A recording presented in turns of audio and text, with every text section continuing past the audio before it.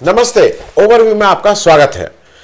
अडानी की दोस्ती में यूएसए के बाद अब बांग्लादेश से भी रिश्ता होगा खराब।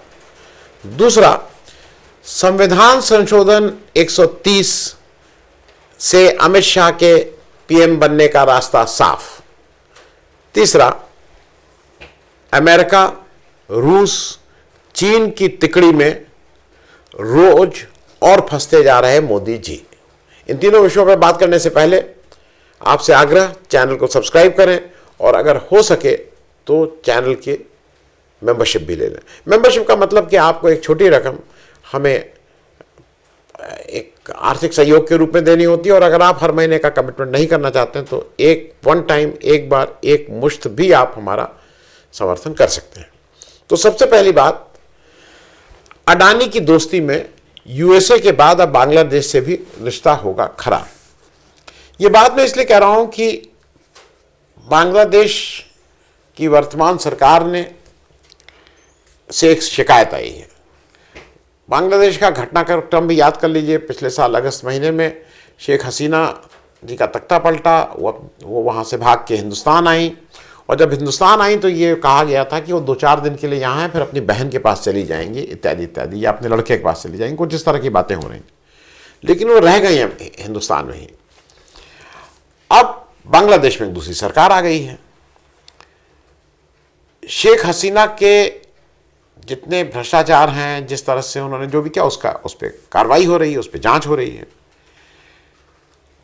और इस बीच फॉर्मली कल बांग्लादेश की वर्तमान सरकार से शिकायत आई कि भारत की धरती का इस्तेमाल बांग्लादेश की जो बैंड पॉलिटिकल पार्टी है,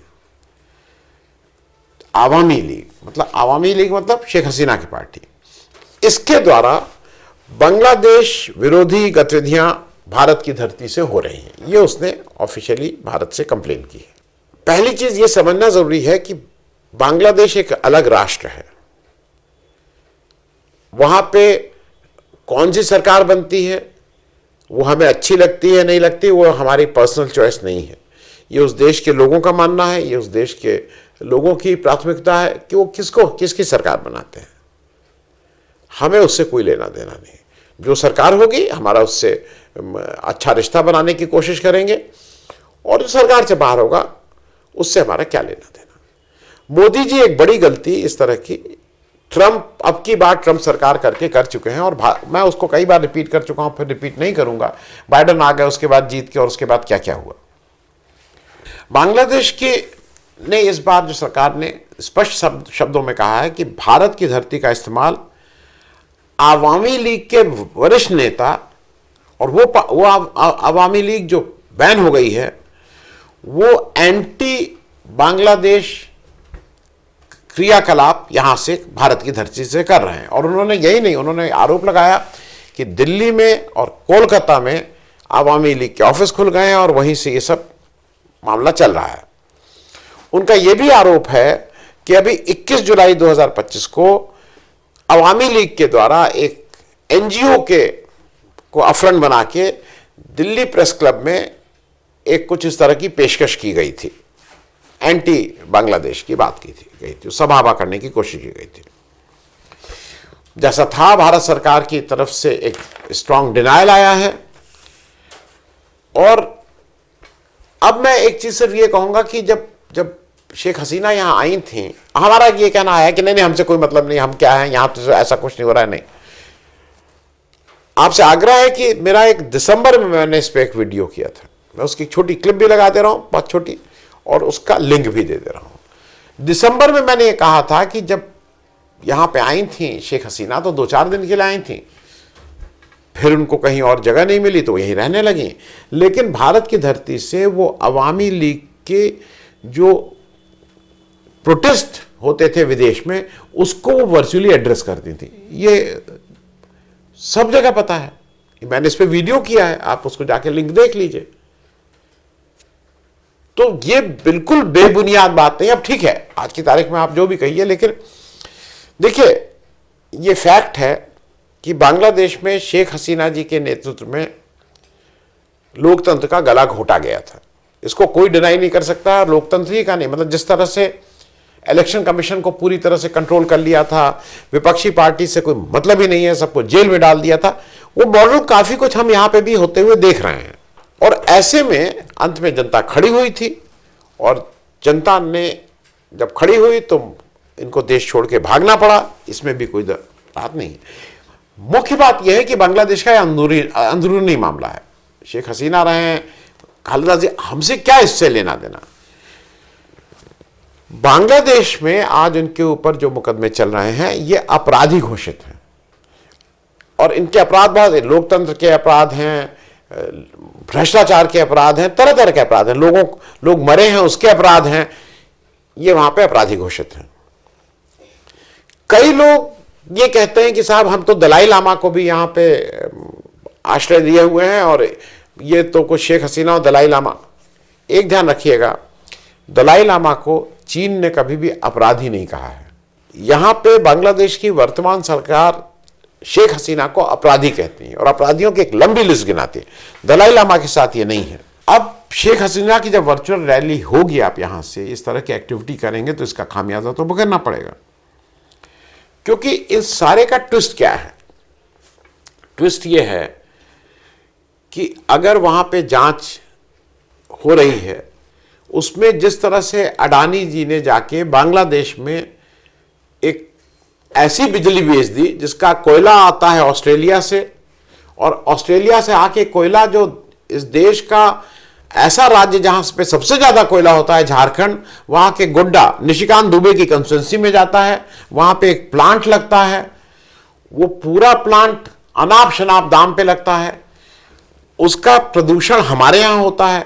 जब उसका लाइसेंस मिलता है गोड्डा प्लांट का, तो कहा जाता है यहीं की नदी होगी, बाकी वो गंगा से पानी लेके अब उसको कर रहे हैं, गंगा की जो उसके अलग कॉम्प्लिकेशंस हो रहे हैं। और इसकी बिजली कुछ 4-6 गुना दाम पे बांग्लादेश को बेची जाती है। अब वो बांग्लादेश में जब सरकार पलट गई तो अब ये कह रहे हैं कि नहीं, हिंदुस्तान में बेचेंगे। ये सब हेरा फेरी कर रहे हैं अडानी जी। और अगर ये जांच हो रही है तो बिल्कुल स्पष्ट खुल रहा है कि इसमें बहुत बेईमानी हुई है, अजीब ढंग के पैसे दिए गए हैं, अजीब ढंग से पैसे खरीदे जा रहे हैं, और ये कुछ धोखेबाजी, भ्रष्टाचार का हिमालय पर्वत जैसा माउंट एवरेस्ट है वहां।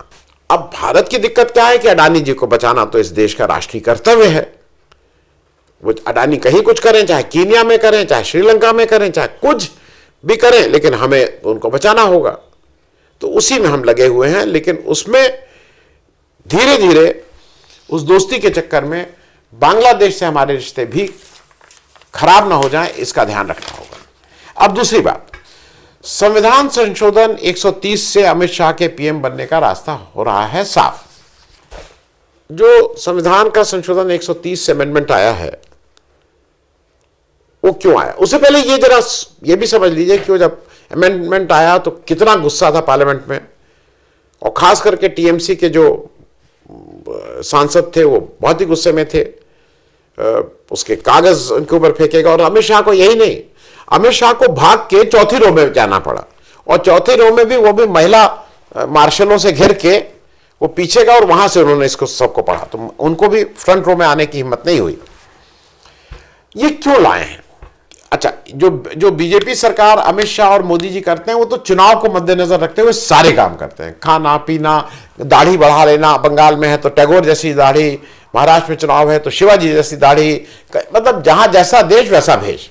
तो उनके खाना पीना, रहन सहन, पहनावा सब चुनाव को देख के होता है। सतपाल मलिक जी मर गए, उन्होंने बताया भी कि अगर अटैक होता है पुलवामा तो वो भी चुनाव को देख के होता है। लोग शहीद होते हैं, उसको भी चुनाव भी फायदा उठाओ। अब अभी तत्काल में चुनाव है बिहार का। 130 अमेंडमेंट क्या आ रहा है कि भाई कोई भी मंत्री, चीफ मिनिस्टर और प्राइम मिनिस्टर भी अगर 30 दिन की जेल में रहते हैं तो 31वें दिन उनकी अपने आप ही सदस्यता चली जाएगी। उसमें कोई मतलब ये नहीं है कि किसी को मूव करना पड़े, वो अपने आप चली जाएगी। इसके बड़े रिपरकशंस हैं। तो क्या ये बिहार चुनाव को मद्देनजर रखते हुए किया गया है? मुझे नहीं लगता है, क्योंकि बिहार में तो एनडीए की सरकार है, नीतीश जी हैं। नीतीश जी तो ऐसे ही तबीयत बहुत चुस्त नहीं है, तो उनको इससे कुछ नहीं करना है, उनको तो कोई गिरफ्तार भी नहीं करना है, उनको मुख्यमंत्री पद से हटाना भी नहीं है। तो फिर कहाँ? तो अगले साल असम, बंगाल, तमिलनाडु और केरल में चुनाव है।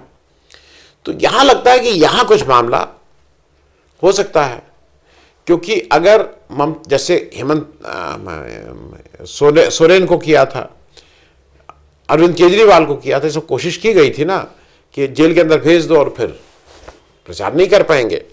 तो कुछ लोगों का ये मानना है कि बंगाल में ममता बनर्जी, तमिलनाडु में हमारे स्टालिन साहब और केरल में पिनारी विजयन, इन सबको जेल में भेज के और अगले साल 2026 में विधानसभा चुनाव को हाईजैक कर लिया जाए। अमित शाह इस तरह की चीजें बनाते रहते हैं, प्लानिंग करते रहते हैं, कॉन्स्पिरेसी करते रहते हैं।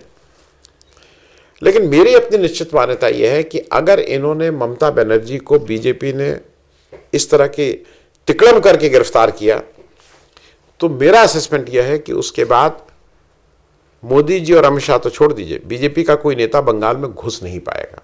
हो सकता है बंगाल बीजेपी को वोट देता हो, एक बड़ा पक्ष देता हो, 30-35% लोग, लेकिन जब ममता बनर्जी को या बंगाल की अस्मिता पे बात आएगी तो मुझे नहीं लगता है कि उसको बंगाल सहेगा। सेम यही लागू होता है तमिलनाडु में भी। तो फिर क्यों किया? क्योंकि अगर इसको, अब जरा इसकी जांच पड़ताल होनी चाहिए। और अभी क्यों कर रहे हैं? आज पार्लियामेंट का जब आखिरी दिन था, उस आखिरी दिन पहले तब ये करके जल्दी जल्दी किया गया।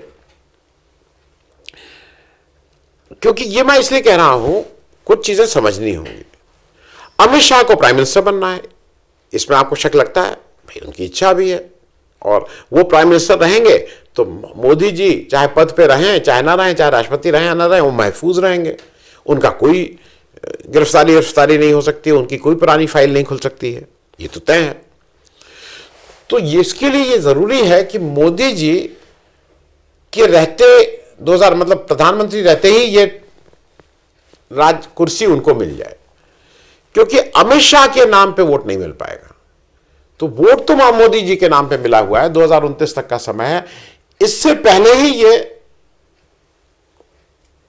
अमित शाह साहब को कुर्सी मिल जाए। अब 2029 से पहले मिलनी है।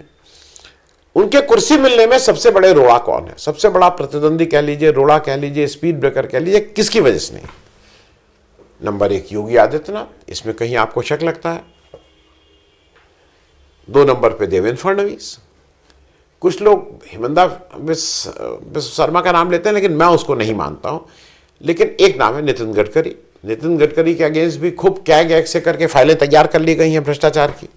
मेरा अपना ये मानना है कि ये बजाय ऑपोजिशन के, ये अमित शाह इसको धीरे धीरे आग पे रख के धीरे धीरे करते हुए अपने ही मुख्यमंत्रियों को डराने का, धमकाने का, और अगर नहीं माने तो गिरफ्तार करके उनके पद से, उनको 30 दिन बाद उनको पद से बाहर कर देने का एक मास्टर प्लान तैयार किए। क्योंकि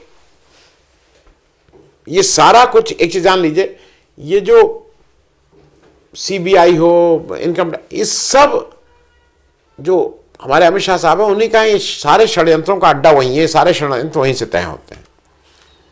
अब इसका दूसरा फायदा एक ये हो सकता है, जो मेरे ख्याल में मुख्य फायदा नहीं है, इसका सेकेंडरी जो फायदा है वो ये है कि ये दिखाना ये चाहते थे कि भ्रष्टाचार के खिलाफ इनकी मुहिम चल रही है, वो तो नहीं हो पाया। आखिरी दिन जल्दी जल्दी में लाए, और बहुत सीरियस नहीं तो जेपीसी में भेज दिया है। ये भी पता है कि 2/3 बहुमत मिलना मुश्किल होगा, लेकिन शायद जो अभी एसआईआर की वजह से, बाकी वजहों से जो चीज है, उसमें कहीं ना कहीं डाइवर्ट होगा थोड़ा लोगों का अटेंशन। लोगों से ज्यादा इलेक्ट्रॉनिक, मतलब जो इनके चहेते मीडिया है, उनको कुछ नैरेटिव भी मिल जाएगा बातचीत करने के लिए, क्योंकि अभी तो कोई नैरेटिव ही नहीं है। लेकिन मुझे ऐसा लगा कि कल अगर जिस तरह से अमित शाह साहब ने खड़े होके इसको पार्लियामेंट में पेश किया, अपनी फजीयत ज्यादा कराई। लोग भूल गए थे, लेकिन अब पूरा पार्लियामेंट की तड़ी पार जेल गए थे, क्यों जेल, सारी बातें याद आए। आप कुछ कहिए तो नैतिकता की बात, आप मैं नैतिक था, ये सब कुछ करिए, लेकिन चिपक तो रहा ही था तड़ी पार। तो जो मेरी समझ है कि ये बजाय विपक्षियों के, अमित शाह इसको यूज करेंगे अपने ही दल के जो उनके पोटेंशियल प्रतिद्वंदी हैं उनको सेटल करने में। अब आ जाइए तीसरी बात। अमेरिका, रूस और चीन की तिकड़ी में रोज और फंसते जा रहे हैं मोदी जी। ये मैं क्यों कह रहा हूं? ये मैं इसलिए कह रहा हूं कि अमेरिका, हमारी पूरी टीम गई थी, याद है ना आपको, पीयूष गोयल साहब गए थे, उससे पहले एस जयशंकर साहब 10 दिन पड़े रहे थे मोदी जी का पास लाने के लिए, मोदी जी को बुला लीजिए, मोदी जी को बुला लीजिए। फिर मोदी जी गए, फिर पीयूष गोयल गए, फिर मतलब सभी लोग जा रहे हैं, वहां पड़े हैं। अब मतलब वहां पे अगर आप कुछ ऐसा देख रहे हैं, आपको ऐसा कुछ लग रहा है कि वहां कोई कुछ हो रहा है जिससे आपको ये लगे कि नहीं बड़ा भारत के प्रति बड़ा ही एक अच्छा माहौल बन रहा है, मुझे तो नहीं लग रहा है। क्योंकि इस समय विश्व राजनीति में 3 पाए हैं, 3 स्टूल के 3 सपोर्ट हैं। ये और मुश्किल होता है, 4 हो तो स्टेबल होता है, 2 हो तो तब भी आदमी बैलेंस किया रहता है, पता रहता है गिर सकते हैं। 3 में तो जिधर थोड़ा सा प्रेशर इधर से उधर हुआ तो धड़ाम होके नीचे गिरना ही गिरना है। सिर टूटेगा कि टांग टूटेगी कि पैर टूटेगा कि हाथ टूटेगा कि मुंह टूटेगा, नहीं मालूम। अब तीनों को देख लीजिए। अमेरिका ने लगातार भारत को और खास करके मोदी जी को, जब से वो इस बार आए हैं 20 जनवरी से, उन्होंने इल ट्रीट किया है। We have not been treated properly, हमारे इज्जत के साथ नहीं किया। हमारे जो डिपोर्ट उन्होंने किया हमारे यहां लोगों को, हथकड़ी बेड़ी में लगा के किया। मोदी जी एक खेप आ चुकी थी, उसके बाद गए। मोदी जी या तो कहे नहीं, मतलब ऐसा लगता है कहे नहीं, या कहने की हिम्मत नहीं हुई, या कहे तो उसको सुना नहीं गया। दूसरी खेप मोदी जी के आने के बाद फिर आई डिपोर्ट करने वालों की, उनको फिर हथकड़ी बेड़ी। अकेला हमारा देश है जहां पे अमेरिका ने हथकड़ी बेड़ी में लोगों को भेजा, और किसी देश में यह काम नहीं हुआ। अब वो दूसरी तरफ ट्रेड टैरिफ पे लगा रहा है, दुनिया का सबसे ज्यादा ट्रेड टैरिफ हमारे यहां लग रहा है, और उनके लोग कह रहे हैं कि तो ट्रेड सैंक्शन है, कोई टैरिफ नहीं, तो सैंक्शन लगा रहे हैं आपके अगेंस्ट। तो भारत सैंक्शन में आ गया है। एक और चीज, पाकिस्तान को इस समय अमेरिका ज्यादा महत्व दे रहा है, इसको आप डिनाई कर सकते हैं। आसिम मुनीर दूसरी बार पहुंच गए, आसिम मुनीर से ये क्या होगा, और उनको खाना खिलाना अपने हाथ से बस कौर तोड़ के उनके मुंह में नहीं खिला रहे थे ट्रंप साहब। मौका पड़ेगा तो वो भी इस समय तो उतना चैन से थे। यहां पे हमारे यहां, उनके यहां से आए हुए आतंकवादियों ने हमारे यहां हत्या की पुलवामा में, और उनको वो खाना खिला रहे थे, उनके साथ बैठ के बातचीत कर रहे थे। तो पाकिस्तान को लगातार महत्व ज्यादा देता है अमेरिका, अब इस समय भी दे रहा है, और उसने बिल्कुल क्लियर कर दिया है कि भारत पाकिस्तान के बीच में उसकी प्राथमिकताएं कहां हैं। कोई एक ऐसा निर्णय बता दीजिए पिछले 20 जनवरी से जब ऐसा लगा हो कि अमेरिका जो है भारत के साथ खड़ा हुआ है, केवल तंग कर रहा है। सीज फायर की बात को लेके 31-32 बार जब मोदी जी बोले तो उनको कहे कि नहीं, उनको मतलब झूठा साबित करने के लिए कहे नहीं मैंने करवाया।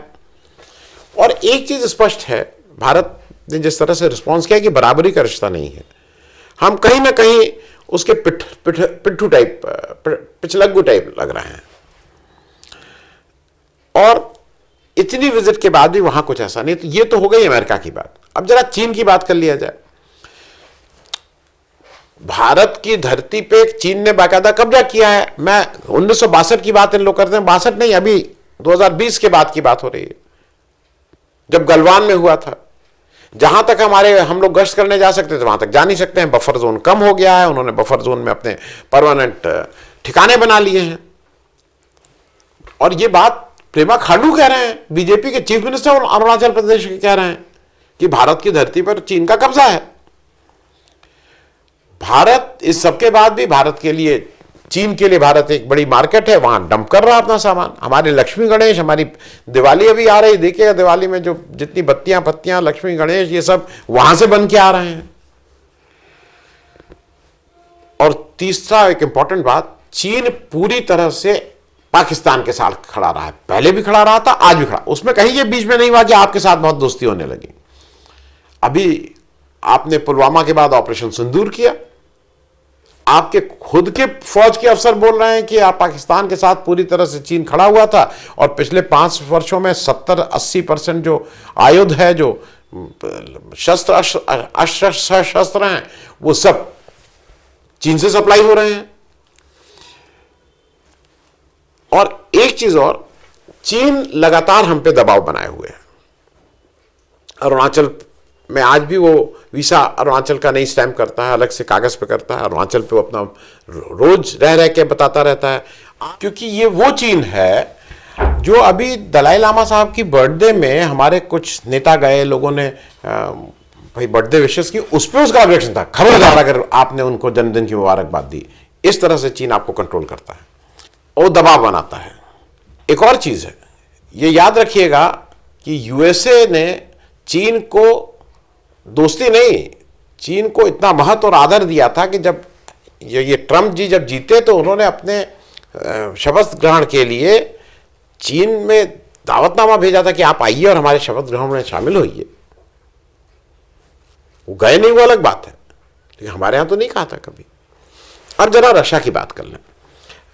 रूस जो है हमारा पुराना दोस्त रहा है, रूस के साथ एक हमारा बहुत लंबे संबंध रहे हैं और अच्छे संबंध रहे हैं। मैं इसलिए इस बात को कह रहा हूं कि बहुत अच्छे संबंध रहे हैं, हमारा एक पुराना दोस्त रहा है। लेकिन आज क्या हो गया? आज क्या वैसे संबंध है? 1971 की बात होती है जब बांग्लादेश बना और उस समय 7वें बेड़े की बात होती है। लेकिन ये याद रखिएगा, उसके पहले भारत सरकार की और तरफ से और रूस सरकार की तरफ से बैठ के एक फ्रेंडशिप ट्रीटी साइन हुई थी। सरदार स्वर्ण सिंह फॉरेन मिनिस्टर थे, उस ट्रीटी साइन हुई थी और उसी की वजह से वो सारी चीज। तो आपको केवल माय फ्रेंड दुलान ये सब करने से नहीं चलेगा, आपको कागज पे भी कुछ करना पड़ता है, फोटो खिंचवाने से नहीं चलेगा। रूस की एक बात और देख लीजिए, यूक्रेन से युद्ध हो रहा है, पूरे नेटो और पूरे यूएसए से भिड़ा हुआ है अकेले। हमें जो यूक्रेन में कर रहा है, हत्या हो रही है, वो हो रहा है, वो अलग जगह है। मैं उसके उस फाइटिंग स्पिरिट की बात कर रहा हूं। अलास्का में पुतिन आए, पुतिन जिनको क्या इंटरनेशनल अपराधी कई देश जो घोषित किए हुए हैं, उनको यूएसए ने आके उनकी मेजबानी की, आइए हमारे घर, आप हमसे बात करिए। तो इज्जत से बुलाया गया उनको, वो अलास्का में आए और अपने टर्म्स पे आए। और अब जब बात चल रही है ना कि अब उसका जेलेंस्की साहब और यूक्रेन से, वो सारे पुतिन के टर्म्स पे हैं कि सीज फायर नहीं होगा, बिना सीज फायर के हम ऐसी बात करेंगे, इत्यादि इत्यादि। यूएसए पर एक और दबाव है कि वो, देखिए एक चीज समझिए, यूएसए अपने पड़ोसियों से सब ठीक रख के दोस्ती करता है। रूस अपने पड़ोसियों से, तो रूस चीन से क्यों दोस्ती कर रहा है? उसका पड़ोसी है, उसको दोस्ती ठीक रखनी है। यूएसए कनाडा से ठीक कर लिया। हम ही एक ऐसे हैं जो अपने पड़ोसी, सारे पड़ोसियों से खराब संबंध किए हुए हैं। और एक कारण और समझ लीजिए रूस का, रूस अब चीन के नजदीक आ रहा है।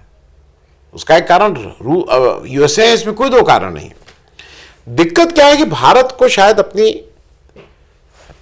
अपने लक्ष्य, अपने ऑब्जेक्टिव, अपनी विदेश नीति के बारे में क्लैरिटी नहीं दिख रही है। यह फैक्ट है, नहीं माने मोदी जी। एक मैं छोटी सी बात कह रहा हूं, आप रूस यूक्रेन में आप पहले ये कहने लगे मैं युद्ध रुकवा दिया, मैंने युद्ध रुकवा दिया, फिर आप भागे भागे यूक्रेन चले गए।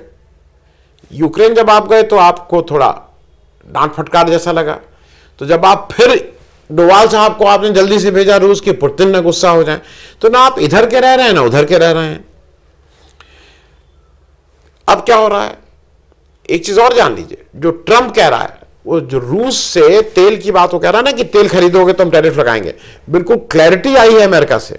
उसने कहा है कि हम इसलिए नहीं वो कर रहे हैं कि रूस से जो आप क्रूड खरीद रहे हैं उससे भारत के लोगों का फायदा नहीं हो रहा है। उसने कहा उससे आप दो व्यापारी मिलके उनके आप तिजोरी भर रहे हैं, भारत की जनमानस का नहीं हो रहा है। तो हम अगर सैंक्शन लगा रहे हैं तो कोई हम भारत के ऊपर नहीं लगा रहे हैं, इससे नुकसान उन दो आपके जो डबल ए हैं उनका होगा। ये ट्रम्प सर अमेरिका का कहना है। उसने कहा भाई हम भारत के ऊपर, इसको बुरा तब लगता है कि भारत में रूस से सस्ता क्रूड लेके लोगों को सस्ता आप पेट्रोल और डीजल देने लगे हैं, वो तो आप कर नहीं रहे हैं। आप तो सस्ता लेके अपने दोस्तों की तिजोरी भरवा रहे हैं। तो ये कारण एक था। और ये उसका कहना है कि ये कोई भाई यूएसए का कहना है कि नागरिक से नहीं, आपका व्यापारी को आप भरा रहे हैं, उसको हम इसलिए कर रहे हैं। आपके नागरिक अगर होता तो हम शायद दूसरा निर्णय लेते। भारत को इस समय क्लैरिटी के साथ अपने को नॉन अलाइन करना है, क्योंकि आप अगर किसी के भी पिट्ठू बन के बात करेंगे तो आपको कभी वो ना इज्जत मिलेगी और ना आपको बेटर डील मिलेगी। आप अगर खुद मुख्तार रहेंगे, अगर आप नॉन अलाइन रहेंगे, अगर आप ताकतवर रहेंगे, तो आपको बहुत सी चीज़ें अपने आप मिलेंगी। तो इसलिए भारत की विदेश नीति needs a very serious consideration, जिसमें ये दिखे कहीं ना कहीं से कि भारत की अपनी नीति है, वो ना अमेरिका का पिट्ठू है, ना रूस का पिट्ठू है, ना किसी, हम नॉन अलाइंड हैं और हमारी अपनी ताकत है। थैंक यू सो मच, धन्यवाद।